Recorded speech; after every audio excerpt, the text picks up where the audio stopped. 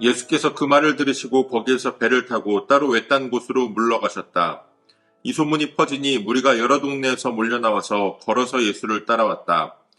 예수께서 배에서 내려서 큰 무리를 보시고 그들을 불쌍히 여기시고 그들 가운데서 앓는 사람들을 고쳐주셨다. 저녁 때가 되니 제자들이 예수께 다가와서 말하였다. 여기는 빈들이고 날도 이미 저물었습니다. 그러니 무리를 헤쳐보내어 제각기 먹을 것을 사 먹게 마을로 보내시는 것이 좋겠습니다. 예수께서 그들에게 말씀하셨다. 그들이 물러갈 필요 없다. 너희가 그들에게 먹을 것을 주어라. 제자들이 예수께 말하였다. 우리에게 있는 것이라고는 빵 5개와 물고기 2마리밖에 없습니다. 이때 예수께서 말씀하셨다. 그것들을 이리로 가져오너라. 그리고 예수께서는 무리를 풀밭에 앉게 하시고 나서 빵 5개와 물고기 2마리를 들고 하늘을 우러러보시고 축복 기도를 드리신 다음에 떼어서 제자들에게 주시니 제자들이 이를 무리에게 나누어 주었다. 그들은 모두 배불리 먹었다. 남은 부스러기를 모으니 12광주리에 가득 찼다.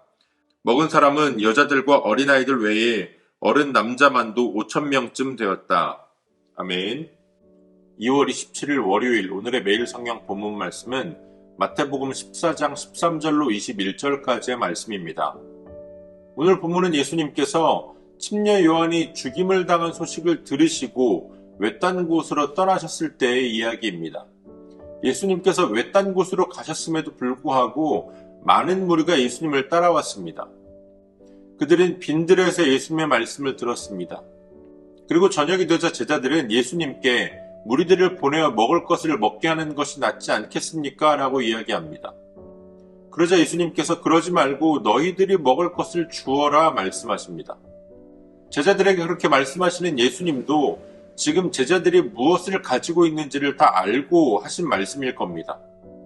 그럼에도 제자들은 다시 한번 예수님께 되묻습니다. 주님, 우리에게 가진 것은 떡 5덩이와 물고기 2마리밖에 없습니다. 이것으로 어떻게 이 많은 사람들을 먹이겠습니까? 이렇게 이야기합니다. 그때 예수님께서 그 떡 5덩이와 물고기 2마리를 축복하시고 축사하시고 그것을 나누어 주셨는데 남자만 세어도 5,000명이 넘는 무리들이 그것을 먹고 남은 것이 12광주리에 가득 찼다라고 오늘의 본문은 기록하고 있습니다.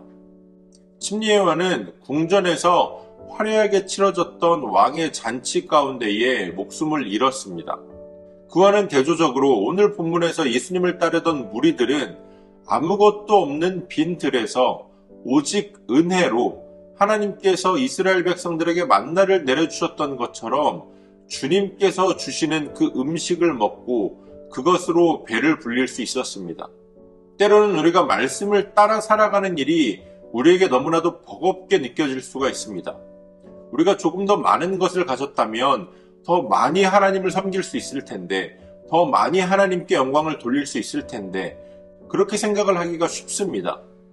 그러나 하나님의 일은 우리가 많이 가졌다라고 해서 많이 할 수 있는 것이 아니고 우리가 가진 것이 적다라고 해서 적게 할 수밖에 없는 그러한 것이 아닙니다.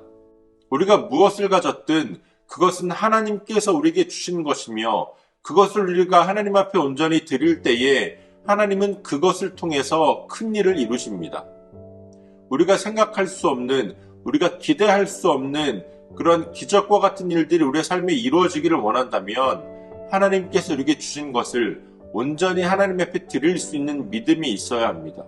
내가 가진 것이 많아야 많은 사람들을 돕지라고 하는 생각에 내가 지금 당장 도와야 할 이웃들을 돌보지 못하고 그저 나의 재산을 불리는 데에 나의 곳간을 채우는 데 급급하다면 우리는 먼저 지금 내가 가진 것을 하나님 앞에 드릴 수 있는 믿음, 그 믿음의 실천이 필요합니다.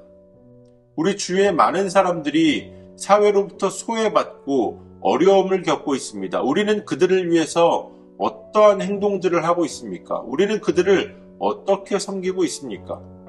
예수님을 통해서 이 땅에 시작되어진 하나님의 나라는 이 땅의 모든 묶여지고 얽매인 자들을 풀어주고 그들에게 자유를 맛보게 해주어야 합니다.